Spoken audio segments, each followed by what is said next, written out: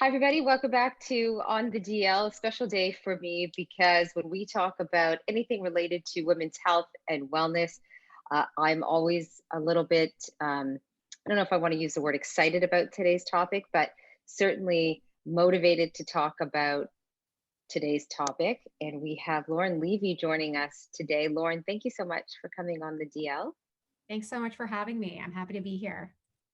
Lauren, before I tell everybody all about your fabulous you, I want to let you know that I came across you, of course, on social media, like everybody else finds everyone these days. And I just thought narrow-mindedly that you're a mom who has this fabulous business, and the business is great. We're going to talk about your business. But then one night, Instagram Live was on. And I thought, what are they doing on Instagram Live? That's interesting. And I hit the little circle and I was blown away.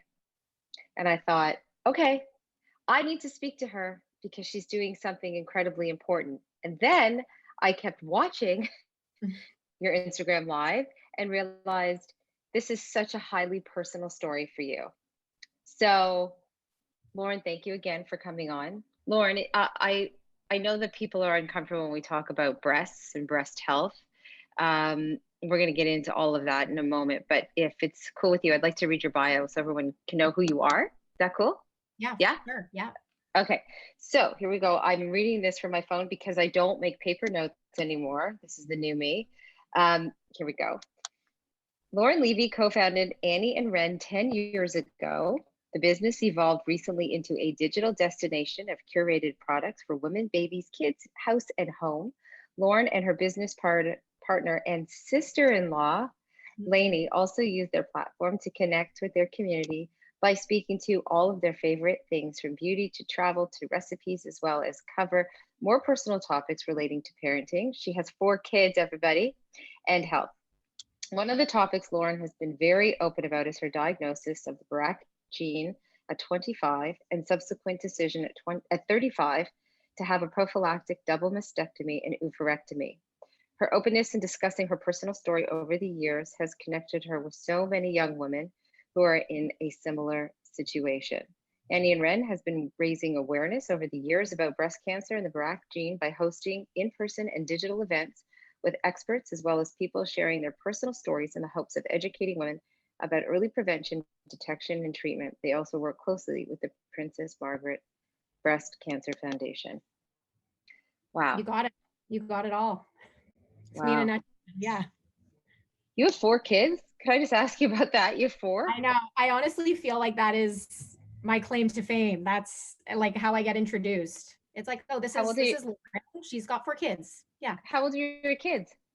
They range in age from 5 to 9. So 5, 6, 7, and 9. They're basically all about a year apart, with the exception of my first 2. Wow. You're busy. You're Yeah. super busy. And you have a super successful business. I will tell everyone I was on the website last night. I was about to buy hair scrunchies. I want those. Those are fabulous. So aside from your thriving, amazing business and business model, you have been very open about your personal experience and situations. So why don't we go back to when you were 25? What happened when you were 25 years old? For sure. So at the time, something had come out in the. I feel like this doesn't even exist anymore. The newspaper, like people don't read physical papers anymore. And my husband saw it in the Toronto Star. Women's College was advertising for candidates for this BRCA study that they were doing. So the BRCA study. And at the time, the only requirements were you had to have at least one relative who had passed away from breast cancer, and you had to be of Jewish, Ashkenazi Jewish background. So I qualified. I had one maternal grandmother who passed away from breast cancer. And like I said, I am Ashkenazi Jewish. So I was not going to do it. And my husband was like, you know what? This test is about 5,000 plus US in the States. Like, this is a very expensive test. The fact that you can go get it done for free And just know if you have this gene or not is a pretty big deal. So I thought, because of my history, I don't have this big family tree that's been riddled with breast cancer. I kind of thought I was just going in for this saliva swab, and Mhm. that to be honest, the test was going to be negative. And a few weeks later, after I went in and I got the mouth swab done, they actually called me and they said, you know what, you have tested positive for the BRCA1 gene. So I was 25 at the time. I didn't have any kids yet. I had just gotten married, and it was a shock. I didn't really know what it meant. There wasn't a lot out there about it, and when you Google search breast cancer, when you Google search mastectomy, it's pretty scary what comes up. And Mhm. I think especially one of the biggest things that I've found, and just sort of going off on a tangent here, but when young women are diagnosed with the BRCA gene, when you search what a mastectomy is, the images online itself are just they're very, very scary. And I Yeah, think it's horrifying. It's it's absolutely horrifying. Mhm. and I think one of the things that I talk to so many young women about is that, might be someone's representation of what a mastectomy looks like. But for a lot of young women who are dealing with this, especially prophylactic, it's not the image that I think you should kind of carry with you. So, there's so much information about there, and it's so hard to understand where to start. So I just felt sort of overwhelmed by the whole thing. But on the flip side, even though I did feel overwhelmed by all the information out there, I actually felt like having that knowledge was a very powerful thing. And I know some people feel like apprehension about finding out their history, because now there's so much you can do with knowing, all about genetic mutations, beyond BRCA and things like that. Uh, Mhm. but for me, finding that out and having that knowledge about your health, informed knowledge about your health and your body, is an extremely powerful thing. Whether you make a decision or not to have a mastectomy or an oophorectomy or whatever you want to do, you know, just to know what's going on with your health and be able to make those decisions is incredible. So I actually didn't necessarily see it as such a negative thing. That's incredible. That's very empowering in itself, just to hear those words from another woman, for sure. I love that you just said having the knowledge is power, because it is. So many people, particularly women, around their health. I've heard this saying over and over again: what I don't know won't kill me, but you know what? It might. And the Mm-hmm. statistics around having the BRCA gene are so staggering. Close to 85 or 87% of women who have the gene are likely to have breast cancer. And that to me is, why wouldn't you want to know? Now, of course, I'm not advocating, I'm not a doctor. I'm not saying run to your doctor and say you need to get this test. But the idea that you had the test and it completely changed your life, and perhaps even saved your life, um, is mind boggling to me. Do you have Mm-hmm. sisters? I don't. I have a brother, and he actually also, because of my testing, he tested for it, and he is positive, which means different things for him.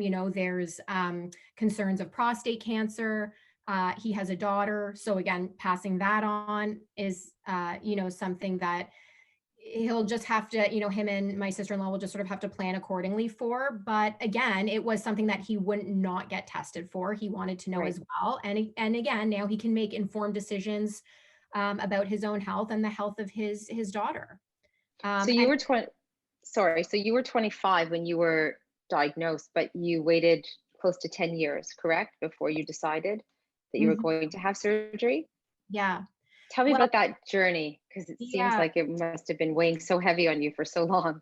It was a big gap. So and one of the things, just to go back to, because you talked about the fact that I have four kids very close in age. So Hmm. that actually was sort of a result of the fact that I knew I was going to have my ovaries removed as soon as I was done having kids. So for people who don't know, ovarian cancer is a silent killer. Once you find it, it's basically too late. Um, and breast is a little bit different. Well, is much different, right? Again, I'm not a doctor, but there's a lot more you can do with prevention of or early detection of breast cancer. So I knew I was sort of on this sped up timeline in terms of having kids, because I didn't want to wait until I was like, 45 and, just sort of like delaying the process. So my husband and I decided when I was in my late 20s, we knew we wanted to start a family then, not right away, because I had gotten married very young. So I was pregnant with my first at 29. I was very lucky. I got pregnant quickly. I knew I wanted a big family.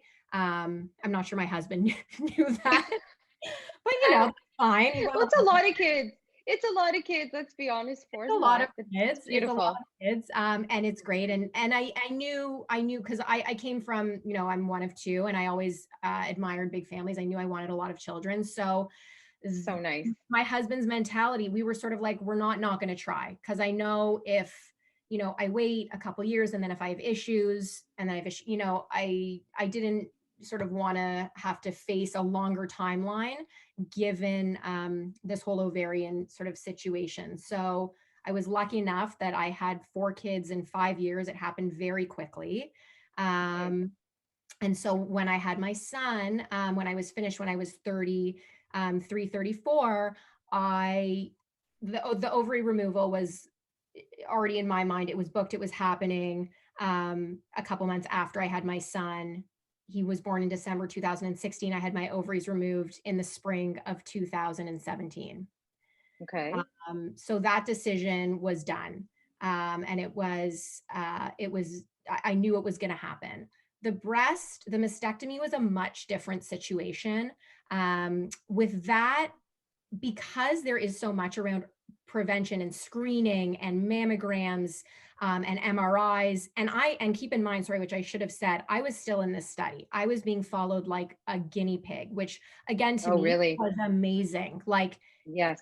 Something was there, it was going to be caught. I was getting regular MRIs and mammograms, which I don't know if you follow that live, but right now, as per the Canadian guidelines, is 50 years old. So I'm 30 years old and I'm getting regular mammograms, MRIs, ultrasounds. With that comes a lot of biopsies. It was a scary few years, especially because I was breastfeeding. I was pregnant. When you're pregnant, you can't have the same kind of screening. So after I had my son, my fourth, I had another biopsy. And again, these scares, they come regularly, like it's not like it's like once in a while. It would be often. And for me, in my mind, I think the options were basically, am I waiting, which it sort of felt like, for this diagnosis to come? I'm literally waiting for one of these screenings to say, you have breast cancer.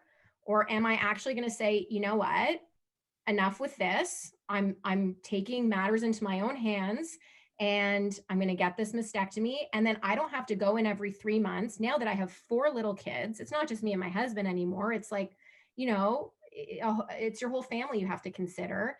And am I going to go in and just get this done and stop worrying about this, this diagnosis? And I know it's not a guarantee, but it definitely does feel, when you have this gene, more of a when versus an if. And so is that when you were feeling that, when, as opposed to if, were you frightened?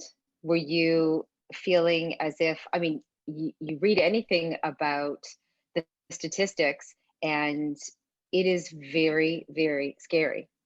Yeah, I think it's definitely scary. I think you always feel a little bit invincible, like even with this gene. I'm like, well, it's not going to be me. It's not going to be, I'm not going to get it. And then honestly, I think kids really put a whole different perspective on my health. It was like, I need to be here and I need to be present and I need to be healthy. And I think so much of being a mom too is not taking time for yourself. And this was, okay, I need to take a minute to really decide if going for screenings regularly, getting scared by what's potentially going to come out of it, versus, like I said, getting this preventative surgery and taking the worry out of this situation, that just felt like the right choice. Did Um, you feel judged? Did you feel people were judging you when you came and told, not maybe your very closest, but maybe eventually, did you feel people were looking at you in a way as if to say, what? Why would you do that? I think it actually came more from my family, and to be honest, it was Oh, because really? well, it was because it was a very sudden decision. This wasn't like I had been thinking about getting a mastectomy from the time I gotten my diagnosis. I had honestly, in my mind, I was like, my screening's great. I'm being followed so closely. I'm with the best doctors, in the world, and they know so Hmm. much about this disease and this mutation. I'm good. I don't need this surgery. And then literally a light switched off, and I was like, it was almost like going to buy a pack of gum. I was like, man, I'm actually going to get the surgery. Like it was Wow. a quick decision. So I think my family was kind of like, okay, this is major surgery. Have you really thought about this? Like all the things that come with it, just because of how honestly quick it was. And it was so quick that most of my friends didn't even know. That's how Really? quick it was. It wasn't like, should I, shouldn't I? I'm getting this done. It was, and again, it wasn't to hide it. Right. It was more, we had a busy life, we had a busy family, and it was and it was quick, and I was able to get Hmm. in quickly. Before I talk to you about the surgery, I want to share some stuff with you. It's because we do that on the DL. We share. And first and foremost, I was part of that study too. The Dr. And Nihat study. yeah, Yeah. isn't he originally from Israel? Is that right? Is Oh that, yeah. yeah. Um, and I waited like you for that. It came in the mail. Did you get yours over the phone or was it in the mail? I think I got mine I remember a phone call, but maybe it was both. Maybe it was mail and phone. This was so Maybe long ago. It's like I can't remember it what I was had. so long ago. So this is yeah. It was a really long time Yeah. ago. And I qualified for, at the time, my father's mother, my grandmother, had breast cancer. My father had prostate cancer, and my older sister had breast cancer. And Right. so, and we're close in age, we're only 3 years apart. Um, and I was waiting for it. I'm like, I have it for sure. How could I not have this gene? Right. I don't have the gene. You don't have the gene. Yeah. I don't have the gene, neither does my mother or my eldest sister. So I have two So older it's your sisters, father's. Yeah. father's side. Yeah. So there was a lot going on for me at the time. And there was, after that, there was the Angelina Yeah. effect. Angelina Jolie had prolapse surgery, and she came out and talked to everyone about it and continues to this day. And I thought to myself, is this something? I mean, I was devastated after my sister was sick. I was absolutely devastated. She's doing well now, but it was a devastating to watch. She was in her early 40s, and when it happened, and I thought, my God, what if this happens to me? So when I was listening to your story and hearing about you, I thought you like so many other women are so brave, because we can sit back and we can sort of sit idle and let it be and say, well, what if it probably won't happen to me. There's so many things. If you go looking in your body, you can find so many things wrong with you. But you didn't do that. You were brave and you said, I'm not going to wait to let this get me. I'm going to get it before. So I think it's very moving for women to hear your story, because it's not just about knowing about your health, it's about actually doing something about your health. And you did that. And as you said, it's major surgery. Yeah. Yeah. I mean, I think, and even to your point, unfortunately, in the past year, the number of women who I know who've been diagnosed with breast cancer, and I'm not I saying know. good friends, but Hmm. people who I know, it's really alarming. I And agree. the stories of how they caught it, the majority of them were early detection. when we had this conversation, when we had that panel that you tuned into with Dr. Tony Zong Mhm. and Dr. Yes. Tulin Hill, is getting to know your breasts and do Yes. regular exams at the same time every month. Like, that is literally how these women were able to catch it early. So I think whether you have the BRCA gene or not, it's being informed about your body and how things are feeling and how things are looking is so important as women. And also, the other big thing that I think came out of that discussion, which will stay with me, is just advocating for yourself. Like, Yes. we spoke about the fact that, you have to be 50 to qualify for an MRI or a mammogram here. But if you're feeling something and something's not feeling good, and even if your family doctor says it's nothing, go to somebody else. And that's in 3 separate instances at this discussion. That's how women found something. Doesn't it make you so angry in so many ways? I mean, there's guidelines are there for a reason, and I get it, of course, but you hear story after story about women, and you have doctors that are saying it's not okay, it's not right. And we have to do all this work to advocate for our own health. I've been waiting months now to have a mammogram. I can't get in until 2022. I have a Yeah. bloodline of breast cancer in my family, and I can't get a mammogram. It's bananas to me. It makes me so angry, but it is what it is, right? So I'm advocating, I'm trying, I keep calling my doctor's office and asking them to try to push it along, and it's just is what it is. And which is so unfortunate to have to say. yes, It is yeah, what it is in our isn't health. it? Like, Yeah. that in itself Hmm. is horrible. And I mean, I even know just from COVID, like, my doctor, my friends who are doctors, the cases that had to be pushed, they might have been early stages of breast cancer. They couldn't get in for surgery, and they had to wait because it wasn't, an emergency surgery. But you wait, with breast cancer, it's one of those things, like, you can wait a week, and who knows what can happen, unfortunately. Hmm. So yeah, I don't know what the answer is, but I think as the system stands, it's not great. But I do think to be able at least to know that you're pushing, and you're pushing every which way, and trying to figure out a connection. If you are at all concerned with anything with your body, then you have to push to somehow get what you need. You cannot sit on it. So did you feel when I mean, you were talking about being empowered, which is an incredible feeling. Did you feel once you had the surgery, was there a sense of relief? Was there a sense of sadness? Um, was there a sense of anything at that point? Yeah, I get that question a lot, actually. And I think it's the biggest concern for women, is that they're going to feel less than themselves without their breasts. Um, Hmm.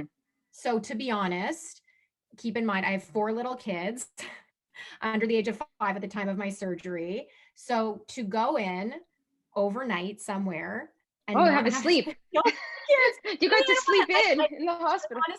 don't want to minimize my surgery, but No, of course. that was a plus, to sort of be left alone, because you can't lift, you can't do all the things. So it's like, okay, mom needs her time in her room. Um, that, again, not to minimize, but it was nice to just sort of have that time. But no, because I had 4 kids and nursed those 4 kids, I was in the market for some new breasts anyways. I was not attached to them in any way. I did not miss them. And I had, Dr. Tony Zong did my reconstruction, and they look great. So, again, I think there's this misconception around mastectomies that, and again, everyone's journey is different, but I think because it was prophylactic, and because I'm young, they look like normal breasts, with minimal scarring. So I do not feel like less of a woman. I feel the same, if not better and stronger. And to take the fear out of, what I was going through on a monthly basis with these screenings, or, however often I was going, is the biggest relief. I And love that you said that about being a woman, because breasts are sexual, right? We as mothers, we go through our stage where we don't find them sexual at all. We feed our babies with our breasts. They're part of our body for our children. That's when you were saying you were probably not missing them at all at that point. But that's why breast health, it's not that it's a taboo, but people aren't talking about it enough. Like we have to talk about it all the time. And so for people to understand an oophorectomy, so having the BRCA gene also, again, increases your risk of ovarian cancer. I think, it's closer to 65%. So an oophorectomy is the removal of your ovaries. And so you did that first. I know that's not such an easy surgery either. It's not like a double mastectomy, but I can share with you that I've also had that as well. I had a full hysterectomy, and that was also part of bloodline and cancer in my family, and knowing I wasn't having more children, and lots going on with me. And my sisters both have had full hysterectomies, and I thought, well, I guess that's going to happen, and it did. And how old were you? Oh God, how old was I at the time? I was 46, 45 or 46.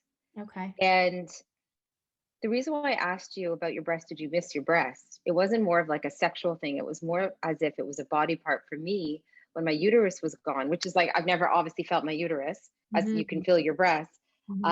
I remember feeling hollow for the first couple of weeks. It was the weirdest feeling. I kept thinking, why am I feeling this way? But yet, I mean, you're not attached to your uterus, right? The way you're attached to your breasts. And so I always thought of what would it be like if that was the next phase for me? Would that be, if that was the next decision for me? And I got over that hollow feeling very quickly, but I talk openly to women about it because doctors make it seem as if it's such an easy thing. Oh yeah, just go get it taken out, no problem. Just go. There's the physical healing, but there's an emotional side to it too. And that's why I thought that's brave of you to talk about that, to say that, like, I'm glad that it's gone, right? I'm glad that I'm glad they're gone, that the relief is so much more rewarding than the feeling of having my breasts on me. Yeah, I think it's a funny thing with the ovaries because it doesn't get as much, I don't get as much, it doesn't get as much attention. And the irony is, so the oophorectomy, the ovarian removal, it took an hour, it was laparoscopic, it was quick. There's no question. Oh, so wow. Yes. That being said, the impact on your body of having your tubes and ovaries removed is a whole different story. Right.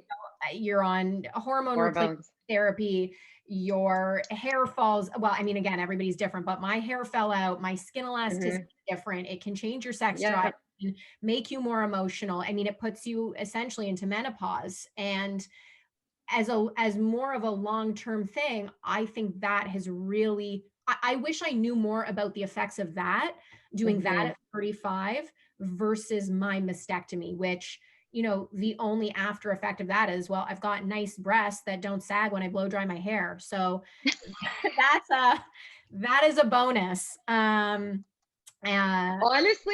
it's true. It's the litmus test is when you are blow drying your hair, how far your breasts hang down to your toes. And if they don't hang down, you are good. If they hang down, or when you're sitting, or the if you're not wearing a bra, oh my God, it's like it is just it's too it is too much.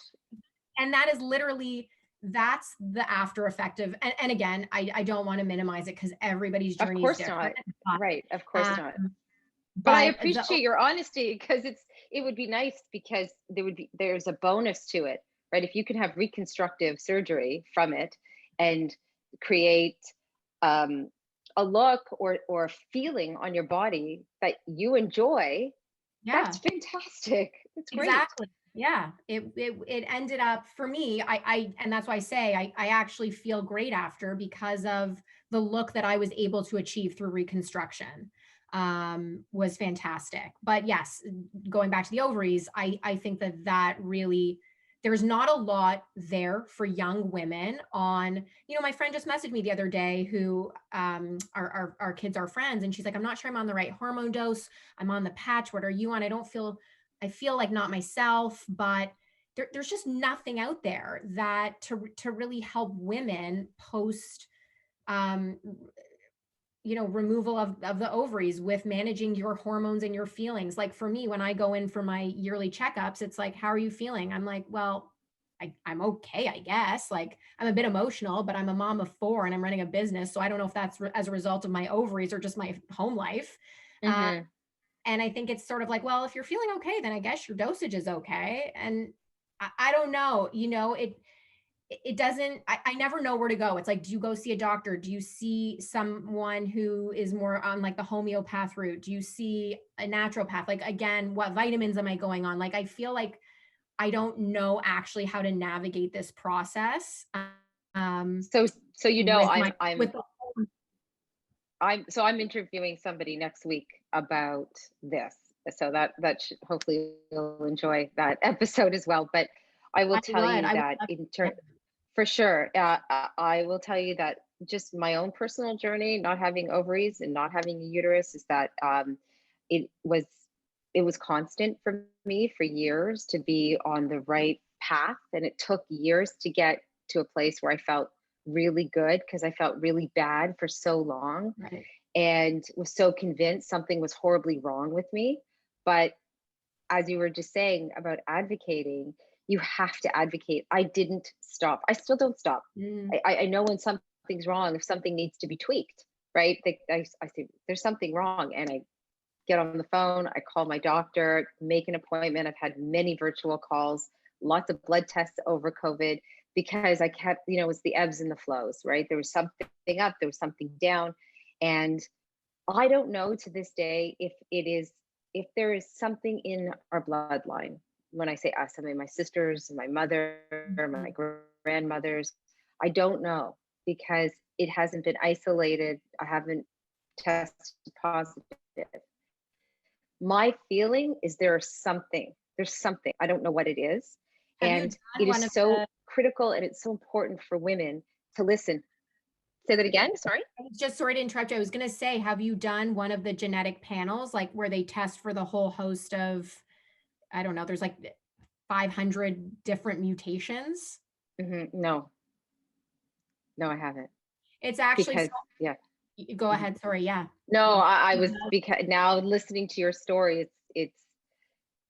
it's like I've just had a bit of a shot in the ass. Like it is time to really, you know, do something. But my physician who I've been dealing with this part of my body will say to me, well, you don't need it. It's gone. You're good. It's all yeah. out, Yeah. right? That's That not that yeah. And again, just going back to that, that's not good enough. That's not good I enough. know. That's right. That's And why I actually I'm did do so that. I did grateful. do one of those panels. Oh, you Um, did. I did. And so obviously it came back that I was BRCA positive because that is on there. And then I was fine with everything. And something came out that I had a very high, a high propensity to get blood clots, which actually Mm, I sort of knew post pregnancy. Or it's not even a high propensity. There's something with the blood clot mutation that's off for me. Anyways, it's just good knowledge, and it's mhm. nothing. It's not, that wasn't a serious thing, but just something to be aware of, like when I'm traveling or with certain medications or things like that. But it's a very interesting panel, and I think again, if it's something you feel like you want to do, who cares? So if it comes back and everything says you're fine, so then that's great. That's Yes. that's just a plus.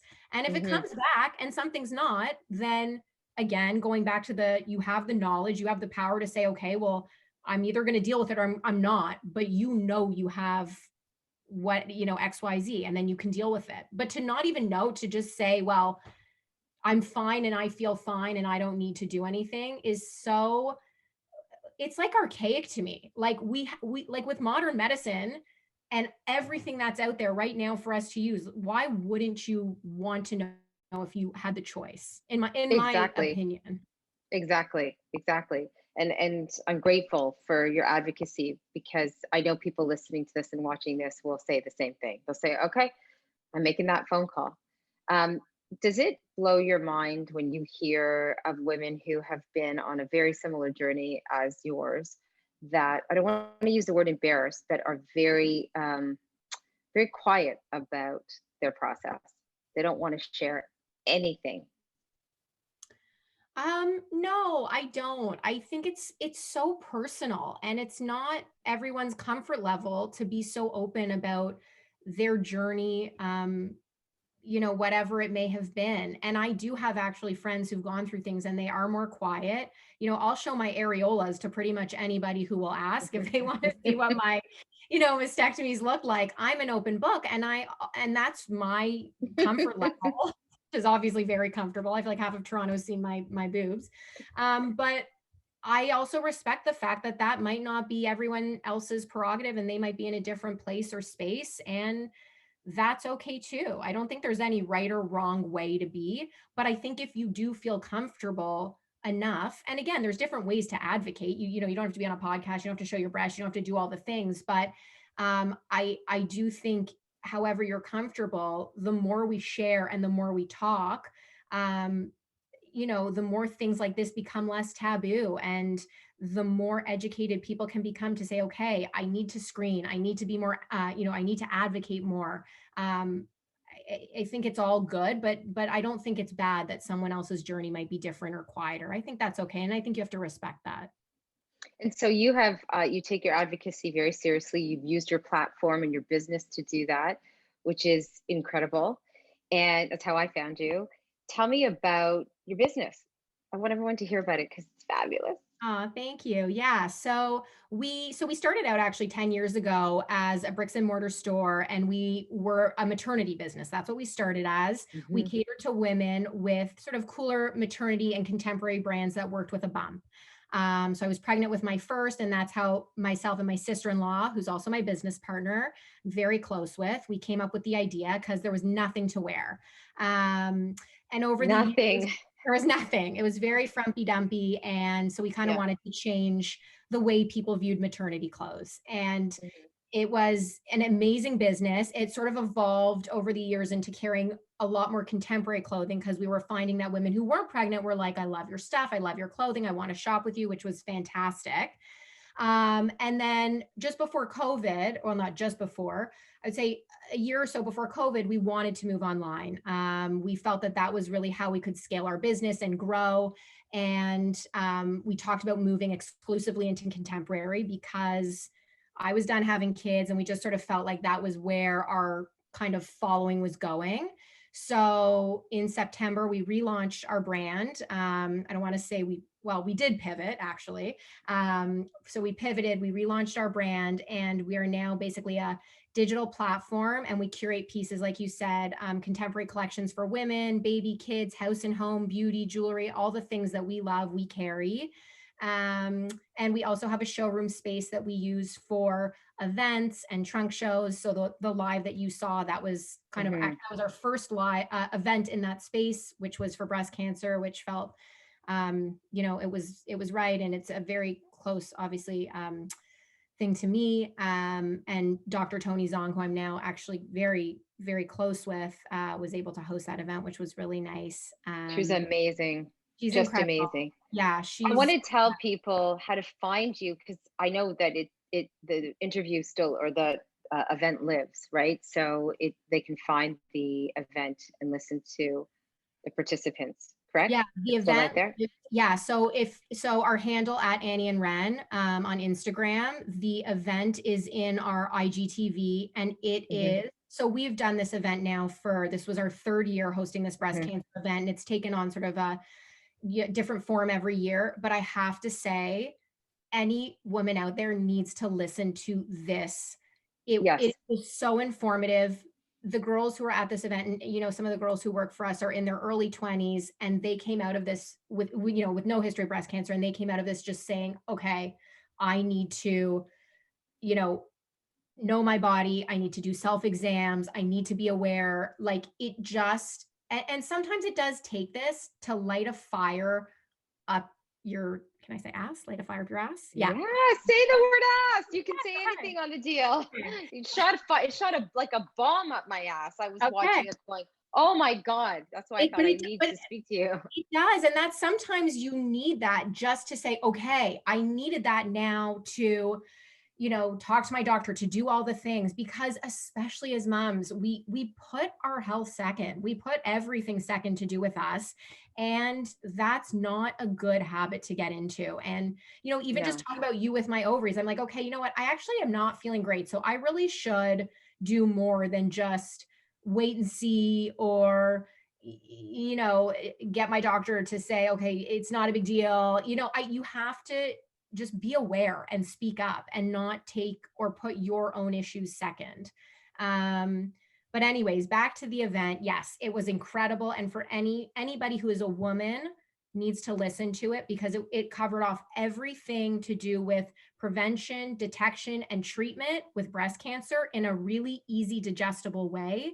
Yeah, it was a In a great very conversation. approachable way. Because again, when you just Google search breast cancer or prevention or detect or things like that, it's so overwhelming Hmm. what pops up. So I think the event was such a nice way to kind of deliver that information in an easy format for any woman, whatever your history is. So at Annie and Ren on Instagram, people can also reach out to you as well on your Instagram page or through messages as well. Is that a great way to find you? 100%. I've had so many women contact me just to talk about my journey, their journey. Like I said, I'm an open book with this stuff, and I'm happy to talk to anybody. And at any stage, I don't have the knowledge on everything, but I have my personal story and what I went through, and I'm happy to share that. I feel, we all have our purpose. We all go through what we need to go through. And sometimes when we're going through our shit storms or whatever it is, or the chaos of life, and we don't really know what the meaning of it is in the moment, but you can look back. And I feel I'm not an old wise soul, but I feel that with you and your experience, that your purpose with this is to advocate and to educate and to create space for women to share. And I think you're doing just some really phenomenal, exceptional work. And I'm grateful that you came on and talked to me today. I feel so moved. As I shared, breast cancer has been a part of my life, my family's life for so long. But just speaking with you in a short period of time, I feel different. So Thank you. thank Can I you, share Lauren. one other thing? I don't know if we have time for this. Please, of course, we have time. Of course, We yes. have time. Okay, one last thing, and this just made me think of this when you asked if people can reach out. So just Yeah. one last story. A few days before this event, someone messaged me on Instagram, and it was someone who we had worked with years ago. I honestly hadn't spoken to her in forever. And she messaged me and she just said, I need to speak to Ren or Lauren. And she just left me her number, and I called her back, and she said, I feel like such an idiot calling you, and I feel so stupid, but I've just been diagnosed with breast cancer. And she's a young girl, and she's like, Mm, and she doesn't have family here. And she was like, I actually don't know what to do, and I don't know who to talk to. And she just kept saying, she's mm. like, I feel so silly calling, and I feel, and this and that. And we had a really long chat. It was it was a very emotional call. And I was telling her that in a few days we're doing this event with Dr. Tony Zong and Dr. Sill, and that you should come to this event and speak to these doctors. And obviously I'm here, but literally you've called at the perfect time because of what we're about to discuss, and who's going to be there, and the questions you can ask. And it was so powerful, the timing of everything, like just that Mhm. she had felt the need to reach out to me. Like, again, I haven't had breast cancer, but I've had my own journey with the BRCA gene. That it was right before this event that she was able to connect with Dr. Sill and Dr. Zong. She was able to catch it early. It was like everything had sort of aligned. But just back to what you said about contacting me, even if you feel silly, just reach out. And it doesn't even have to be me. It can be anybody who you know who might be able to talk to you or give you guidance or advice or even just to listen. Never feel silly reaching out, because honestly, like, women, I find when you ask, are the most helpful and support. Women want to help other women. 100%. Like, they 100%. And Mhm. never feel silly for reaching out and for asking, because I think it just, for her, opened up this whole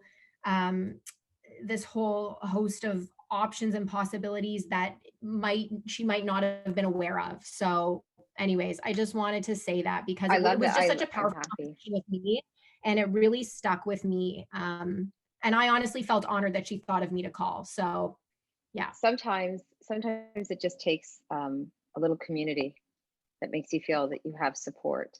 You know, it's one conversation, one podcast, one IGTV, something, and you feel, well, I can be a part of that community too, and I can get through this. And that's extraordinary, and that's what women do for each other. I Yeah. believe that too, wholeheartedly, and you're doing it, and it's very special. It's really special.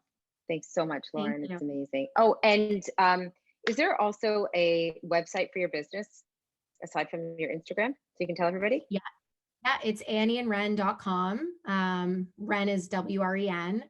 And we have everything on there. And in addition to our products, and through our store, like Instagram as well, we share a lot about our personal, likes, and like you mentioned, travel, beauty, health. We sort of share it all. And we like to think of ourselves sort of as like the big sisters who are sharing all of this information. Everything we do, we try to do in an authentic and genuine way. So whatever we talk about, whatever we like, it's things that we genuinely use or love.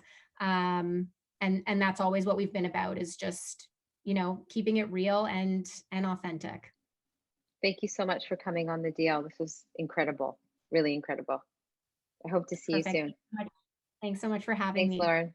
Thanks so Okay, much. have a good day.